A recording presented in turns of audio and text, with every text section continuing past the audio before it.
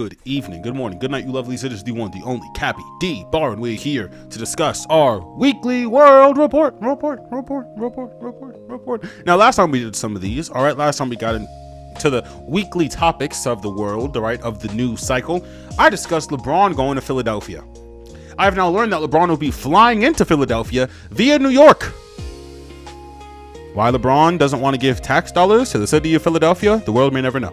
But I just thought that was a nice little tidbit I throw in there, nice little sprinkle, nice little salt guy moment we're going to pull off. This is going to be a very sporadic episode. We have a multitude of topics ranging all the way from the GTA leaks to the game dissing Kendrick and circling all the way back around to DC 23 and all of the very shocking, dare I say, brave and bold things that Kevin Feige and the Marvel Productions are putting on. First thing that we're going to be discussing, as you know, a big part of the news cycle is going to be one Senator Ossoff, or Orsoff. It's not Orsoff. There's no R in his name. Senator Ossoff.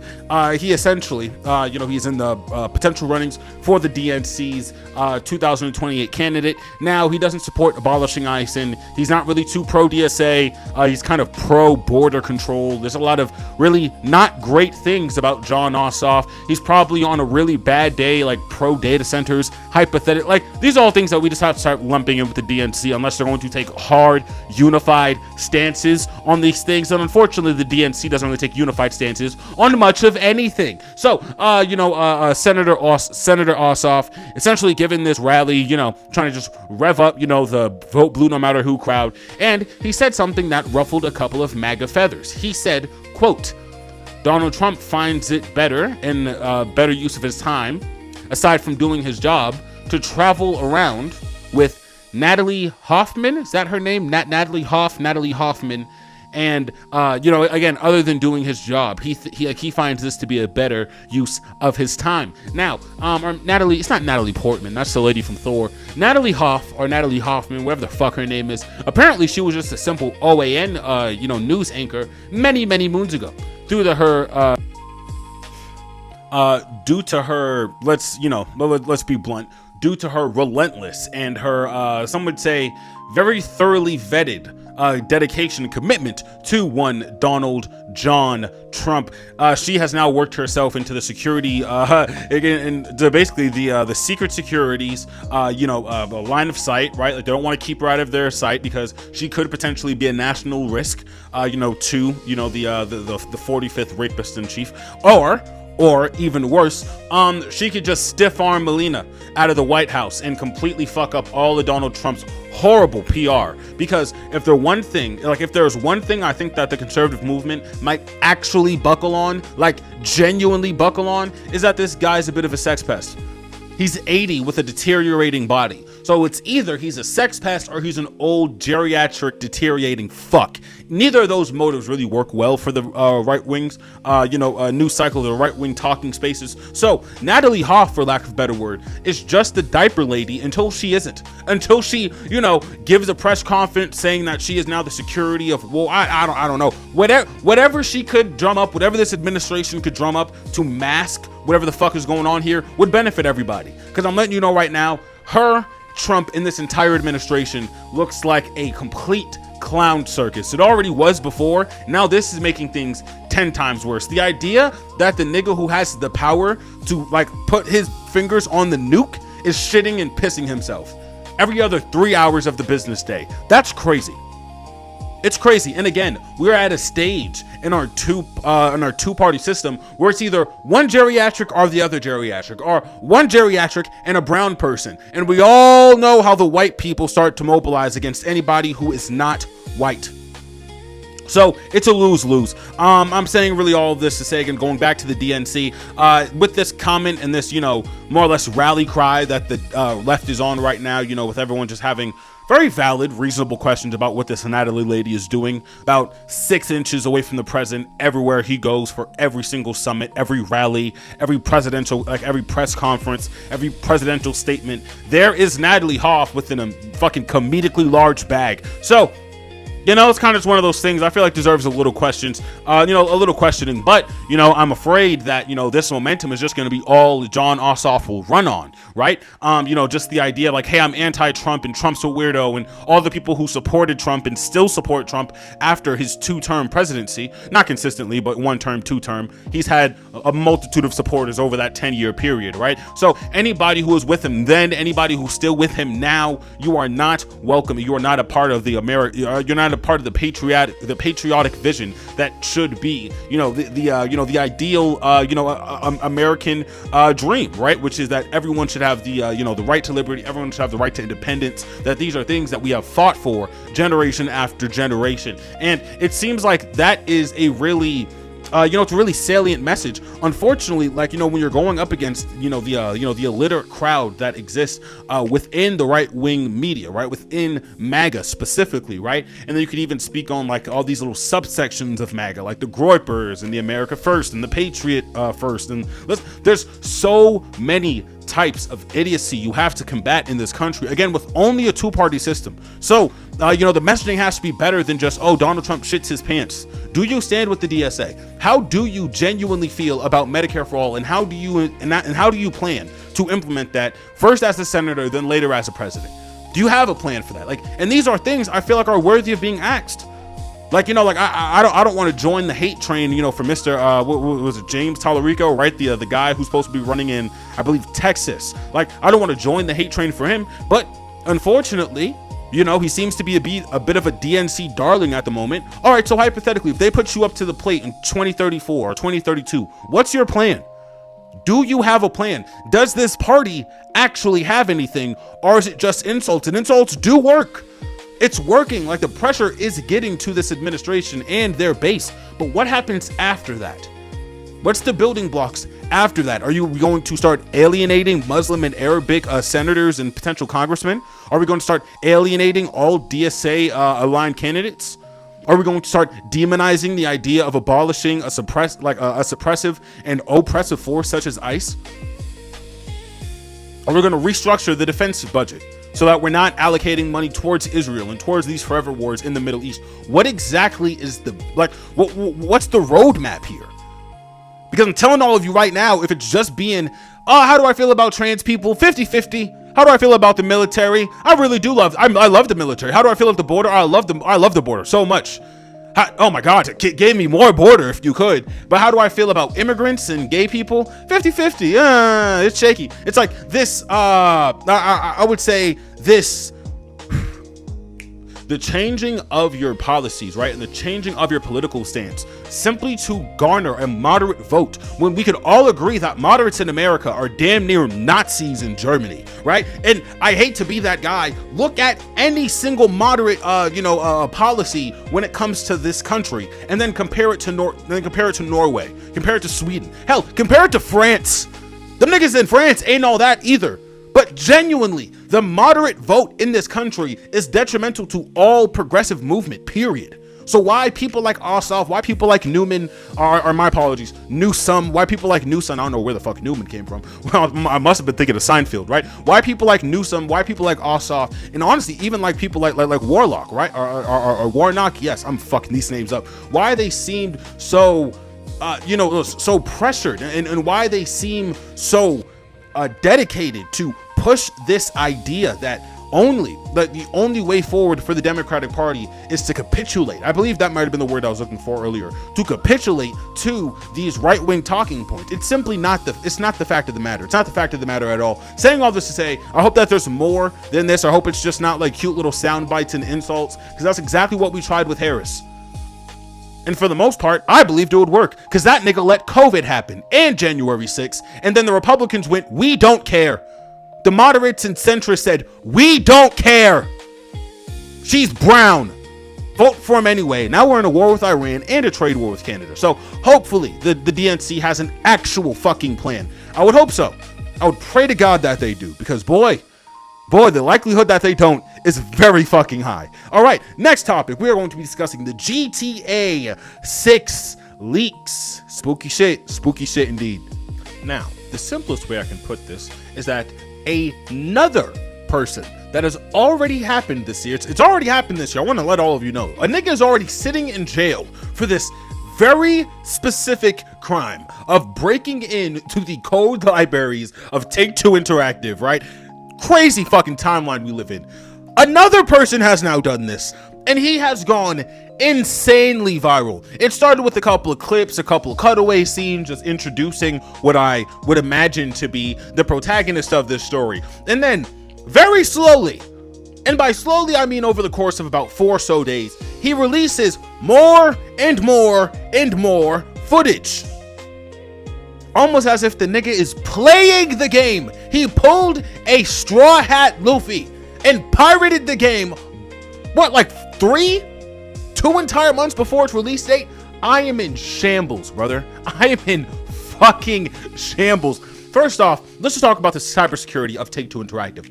It's been poor, no shit, since 2K16. The minute you were allowed to make a slasher who can move at 99 miles per hour, who is 7 feet tall, that can drain shots from the halfway point, Take-Two Interactive was fucking cooked. The second that they allowed mods to even be, but how does somebody work mods into an online server? You have to ask these kind of questions. The cybersecurity there, since again they release these things a year of in year ahead increments. So since 2015, this fucking engine, all right, the modem operandi, whatever controls the I would say like the nervous system of again this entire creative engine, it has been flawed. Like this the structure that goes into making these 2K games, they have been poor for so long. For so long. GTA 5 has been out for so long that it's practically an entire different game to some people. It has taken on the identity of a Minecraft, where it's not even Minecraft, it's not even GTA anymore.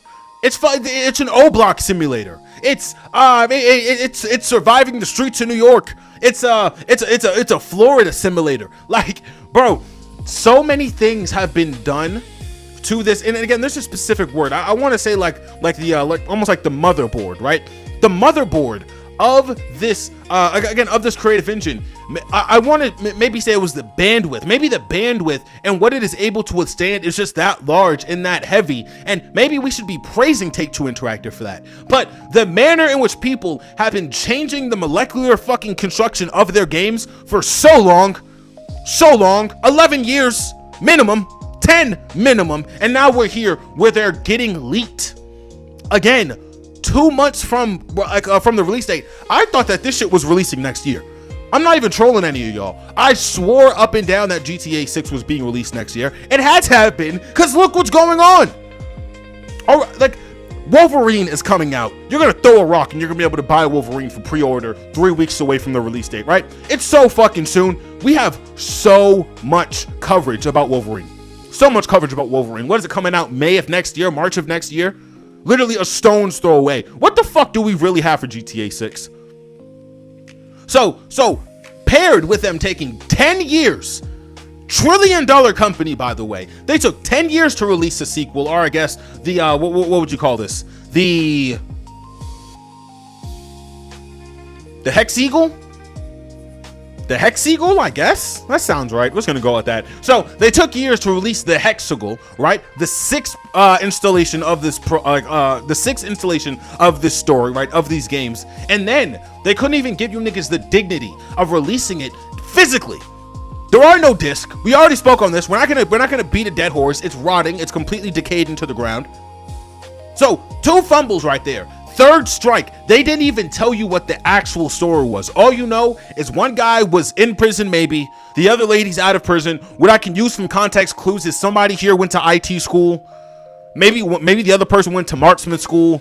He also may be a gymnast of some sort. There's a very obvious story that they're trying to tell here that they didn't market to any of you. I think you know exactly why they didn't market it to you. You know why.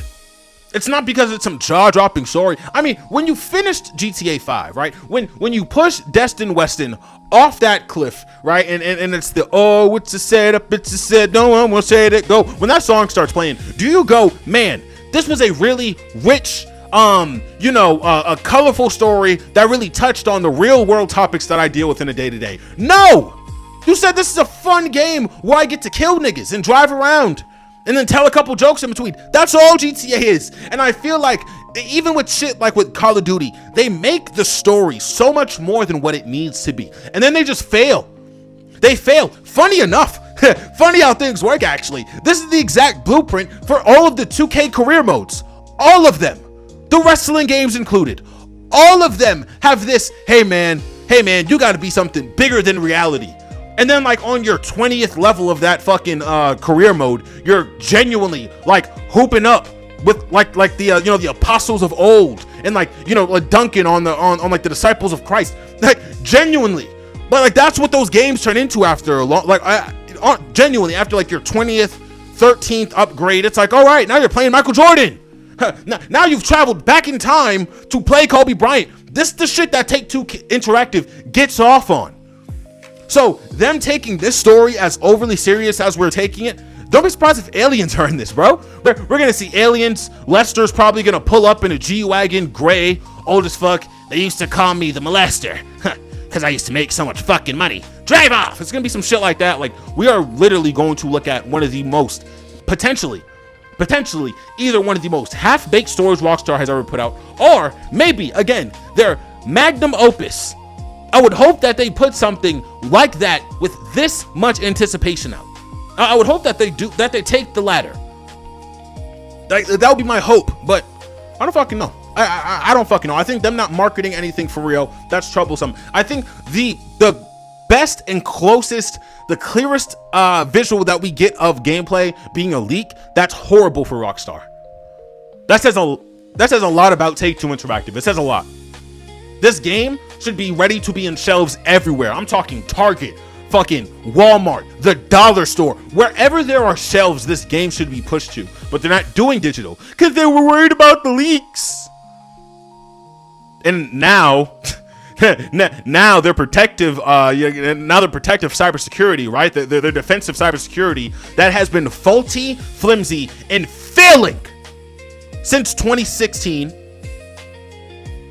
It got overridden. Surprise.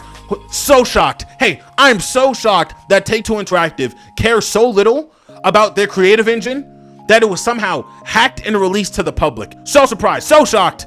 I'm not surprised at all. Like, what I will say is that the leaker, all three of them, I think it's like 3 different corporations or 3 different leak teams or something fucking insane like that. If they are working for Rockstar and this is all some massive Houdini, now you see me, now you don't kind of, sleight of hand, bravo. Hey, ladies and gentlemen, bravo. Very big fairs to you. But on the very high chance that this is a nigga who just has a really, really high, really high ranking, or this is a nigga who just has a very, like a very accomplished bachelor's degree in IT or cybersecurity. Whatever this is, it's making headlines for all the wrong reasons, or maybe all the right reasons. Who knows? I'm interested to see what the game entails. I will not be buying the $100 version because I think that's fucking pointless. But I will say that if this story is anything like I think it is, it's just some nigga who went to IT/Army/ fucking the Palantir BlackRock School of Mercenaries, and now he's this super like Jack Reacher guy with, again, a fucking bachelor's in IT. That's why you can listen into the cops, you can listen into this, you can listen into the phone calls. I don't know what the fuck is going on. What I do know is that gameplay of this game that has been, again, memed about. Think about this. You can LARP playing GTA 6 before GTA 6. What an insane fucking timeline we're living in, folks. What a crazy fucking timeline we are living in. All right, but that's pretty much everything I got for that. All right, next topic. All right, we are going to be discussing the game, Cali's most disliked export. So the game released an album. Wasn't horrible. Wasn't horrible. There's about 3 songs on there I think he should have put in the fucking garbage, but that's really about everything I gotta say about that. That Drake song where he tried to sound like Drake, that wasn't it. Personally, not the intro, but it's not the intro. What's the name of that song? It is right here. I'm pulling it up. It is not the intro, but this one. Yes, Love It or Hate It. Yeah, with Snoop Dogg and Cool and Dre. That shit was ass. Garbage.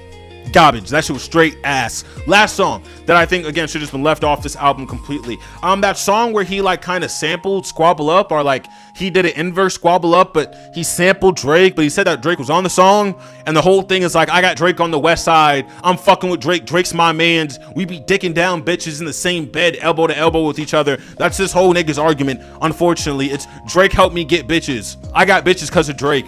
I also got a little bit of money because of Drake. I love Drake so fucking, like, wow, man, wow, real revolutionary shit this nigga's rapping about. Then I could be crazy, but I think he also said in some like genuinely like some schizophrenic rant, I'm not even bullshitting, he said, oh, I couldn't get in contract with Kendrick since about 2016, niggas is ducking me, acting like they can't have a conversation, I can't get in touch with Black Sam. Why the fuck would Black Sam want to talk to you? Nigga, you're a social pariah in and outside of Los Angeles. Why would the memory and the only living, breathing memory of Nipsey Hussle want to stand next to you? You moron? You knuckle-dragging fucking idiot? No! No, game. Nobody wants to stand next to you unless they're a nigga with about $2 million in gambling debt, like Drake. Every other week, this nigga Drake gambling on some nonsense. Oh, who's gonna win? Well, you know, between the two pigeons in Central Park. Is it gonna be pigeon 1 or pigeon 2? I got $3 million. Who wants to stand next to that nigga? Nobody, except you. And you wondering why LA niggas don't want to hang around your ass. Why the fuck would anyone want to hang around you? So they can start tripping? So niggas start tripping out this bitch? That's all he want. He want problems. I'm telling you, he doesn't want solutions. He doesn't want a Grammy. He doesn't want a Jay-Z feature. He wants attention and he wants problems. For that reason, I'm going to reiterate. The 3 songs this nigga should have left off this very average, very regular Game album. The song that he tried to sound like Drake. The song where he lied about Drake being in a booth for him. Crazy behavior from that, my nigga. And the fucking Love It or Hate It with Dre and Snoop. Nigga, get them shits out of here. Go. Bye. Everything else, it's fine. It's fine. Like I said, though, this nigga Game want a nigga to pull up on him and start tripping. That's what he want. That's what he wants. So, I don't know. Maybe with this Drake album, co-signing the niggas in Canada, maybe like Drake album, I'm tweaking. Maybe with this album with the multiple Drake illusions, maybe he'll get that.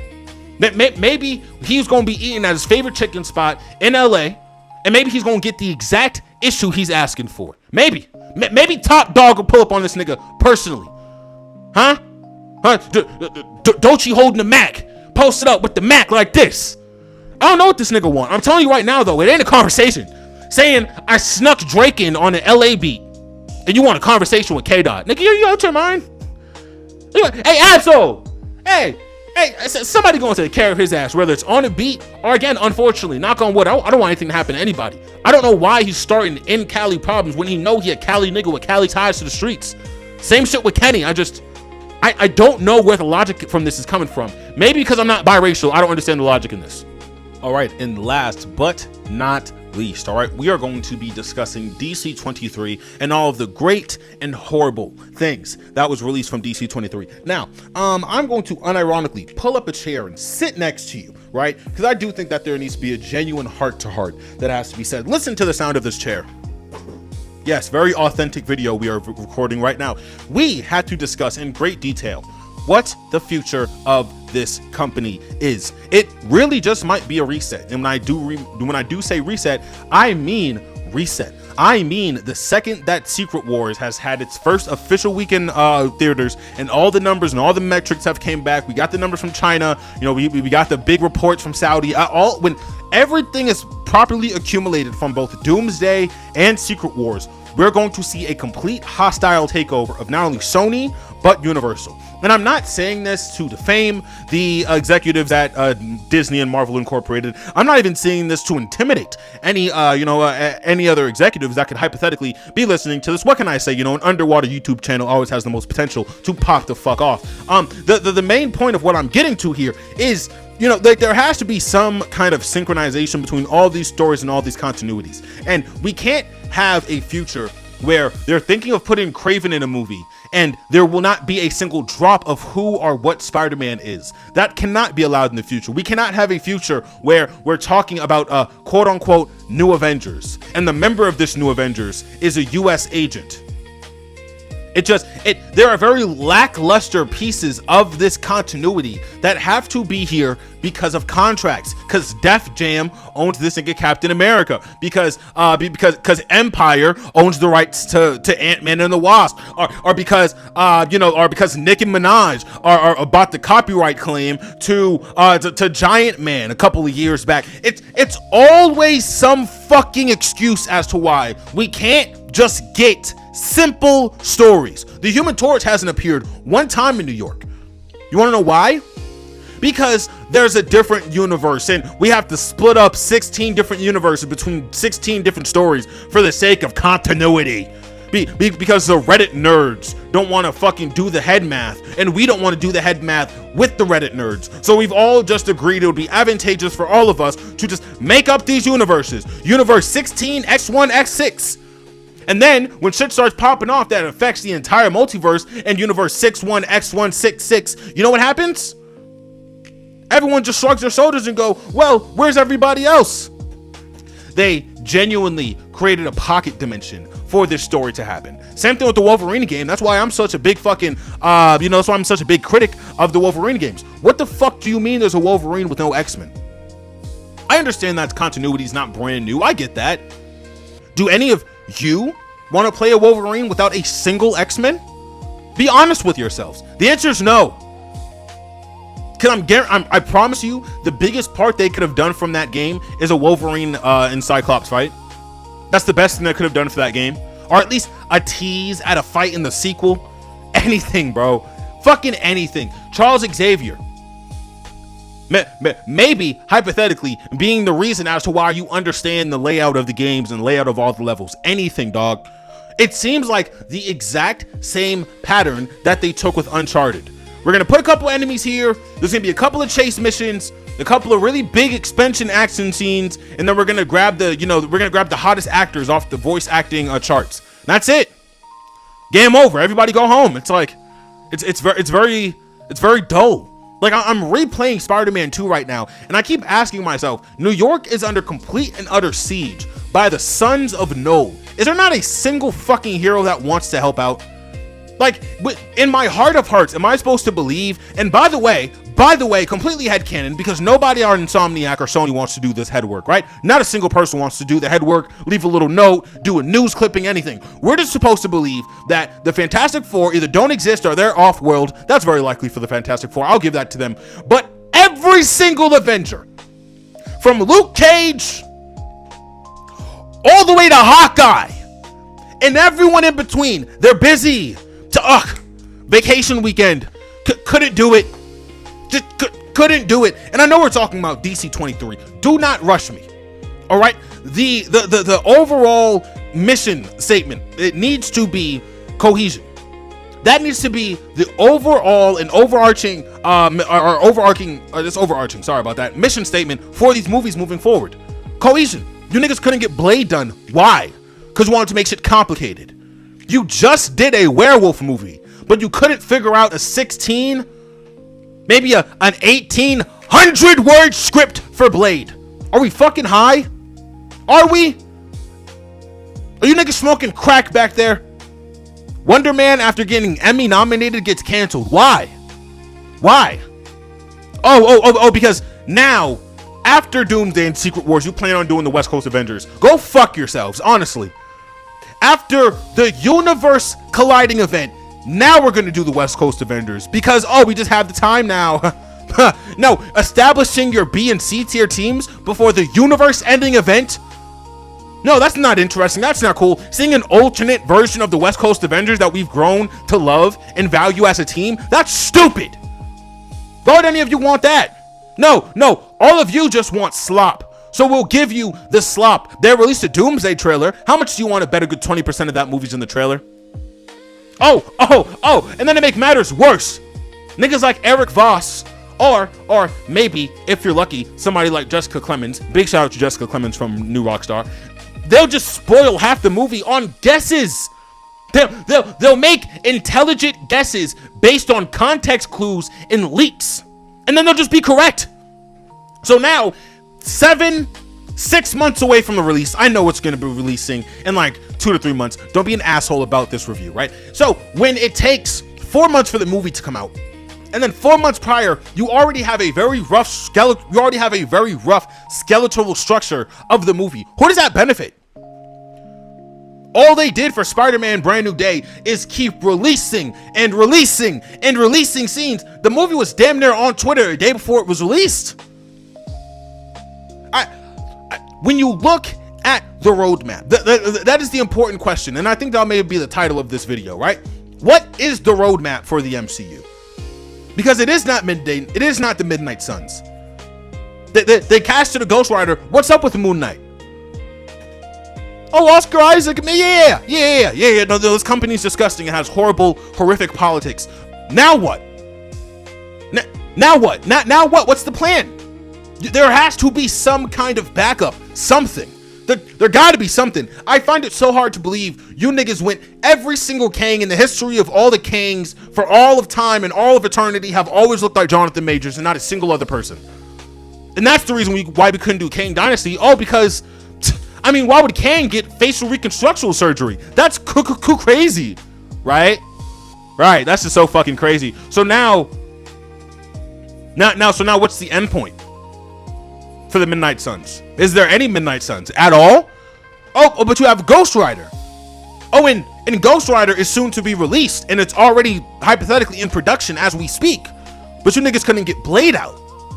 Oh, and then you do the really funny thing of casting Ryan Gosling as your Ghost Rider. That's really fucking interesting, isn't it? Let's all just imagine with our minds, right? A blue screen set with blue screen villains and a CGI second funny guy who's like the straight man to the Ghost Rider's bullshit, right? And then in between all of this, it's just Ryan Gosling, chain around his chest, leather jacket. Does that not seem like the blandest fucking piece of media you could think of? I would love for them to use real set pieces. I would love for them to be on set, be on location. I would love for that. Knowing this company, knowing these niggas, knowing Kevin Feige, some would say personally, I don't believe that's gonna happen. I don't believe it's gonna happen at all. I think Ryan Gosling is going to get the second hottest story, and they're going to piss it away on hubris. They're gonna piss it away on hubris. They're gonna release 50% of the movie in the trailers to hype all you niggas up. The story is gonna be a B- average, minimum A. Minimum, just a solid A story with not a lot else happening around it. I don't know. I'm not really excited for any of this. You niggas are telling me that X-Men are gonna be here soon. Who the fuck cares about the X-Men right now? Doom's right here. Secret Wars is right there. We're doing the X-Men after. I think what troubles me the most about this is Wanda is nowhere to be seen. There is no Legion. We're not getting anything from Magneto. And what they do to us is look at these new stars. Look at these new actors. Shout out to the actor who's casted at Storm, by the way. That's pretty accurate casting. Look at all these new people and all these new stars. Give them all the attention and just focus on them as human beings and as actors. So when we give them this C+, B- story with no real connection to the rest of the MCU around it, you niggas can just pick up your shoulders and go, I mean, yeah, but at least Kyle tells funny jokes in IG. I mean, yeah, but I mean, the actor who plays Cyclops, he's such a good dude. And I mean, like, that's nice. That's nice. I don't want my actors to be like Zionist, like MAGA pieces of shit. Sure, yeah. What is the story here with Cyclops and Jean Grey? What is it? Because if Cyclops is who I think Cyclops is, he's going to look at this Jean Grey and maybe be repulsed. Unless it's a completely different Jean Grey, it won't be, right? And these are the choices that they made in Brand New Day. Why? Because of these contracts. Because they haven't yet done a reset. So now, if the leaks are true that Tobey Maguire is going to die via the X-Men, now what fills that gap in Tobey's universe? Is it a Ben Reilly? Is it a Miles Morales? Is it hypothetically a Silk? Is it our universe's Spider-Man? What comes from the Void? Because the Void is constantly taking. Constantly. So now what comes out of the Void? And I think that's the big picture right here. There has to be something that we can all look forward to. And I'll be very frank, it isn't Doomsday for me. It's not Doomsday for me. It might be Secret Wars. That's if they do it right, though. Secret Wars has to be a good 4 hours and 30 minutes. Will they pull that trigger? Unlikely. It's unlikely. That was pretty much everything that your boy had for my weekly world report. I appreciate all of you sticking around and listening to this. You know, it's a pretty long gap session. A lot of things said, a lot of opinionated comments, a couple of slip ups and a couple of stutters. All right, but you stuck it out because you're a real soldier, right? And Super Earth needs listeners like you. Small little thing I guess I'll say. If you're not playing Helldivers yet, play it. It's a very fun game. I'm having a lot of fun on Helldivers. One would say too much fun. All right. Again, that was everything that your boy had, though. All right. We are going to be getting to a lot of other stuff for the rest of the week. All right. Not to exclude Raw, but Ring of Honor, Collision, a lot of very interesting things happening for this week. All right. So as I always say, I hope all of you stay healthy, stay hydrated, however you catch this, whenever you catch this, and as I always say, right, you all stay tuned, stay safe, stay beautiful. Peace.